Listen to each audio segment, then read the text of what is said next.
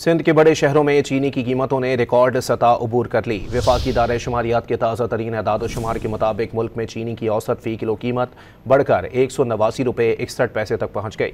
सक्खर में गुज़िश्ता एक हफ्ते के दौरान चीनी की फ़ी किलो कीमत में 24 रुपये तक इजाफा हुआ। कराची में इस दौरान कीमत में 5 रुपये का इजाफा रिकॉर्ड किया गया।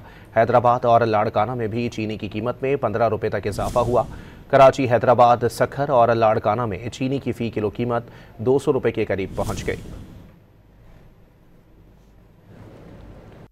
सिंध के बड़े शहरों में चीनी की कीमतों ने रिकॉर्ड सतह अबूर कर ली। वफाकी दायरा-ए-शुमारियात के ताज़ा तरीन एदाद-ओ-शुमार के मुताबिक मुल्क में चीनी की औसत फ़ी किलो कीमत बढ़कर 189 रुपये 61 पैसे तक पहुँच गई।